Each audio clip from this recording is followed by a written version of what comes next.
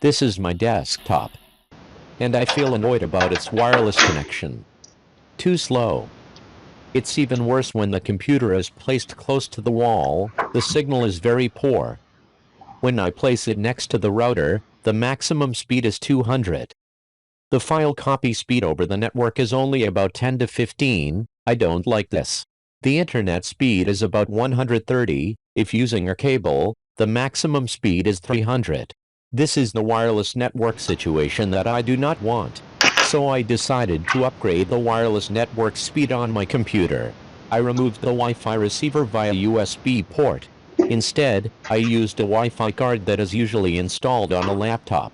Install it in the M.2 port. The port is usually used to install a hard drive. I connected to the hard drive via SATA port. NVMe to M.2 Wi-Fi. This is the adapter. Above. Bottom.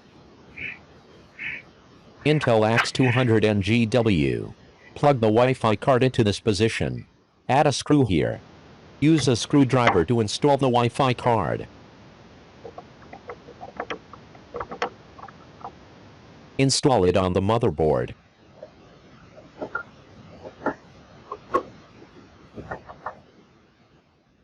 To ensure the best signal, an antenna is needed. This is the device that connects the Wi-Fi card to the antennas. 2 antenna cables. Antenna connection location. Connect the antenna and the Wi-Fi card together. It will look like this.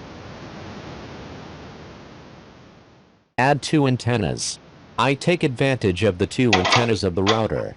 The wireless Wi-Fi receiver is compact, so there are no dedicated antennas, so the signal will be very poor, especially when the desktop is placed low, close to the wall. And this is the result. Maybe I should upgrade the router to optimize the wireless network speed. The file copy speed over the network has improved significantly. I'm very satisfied with this.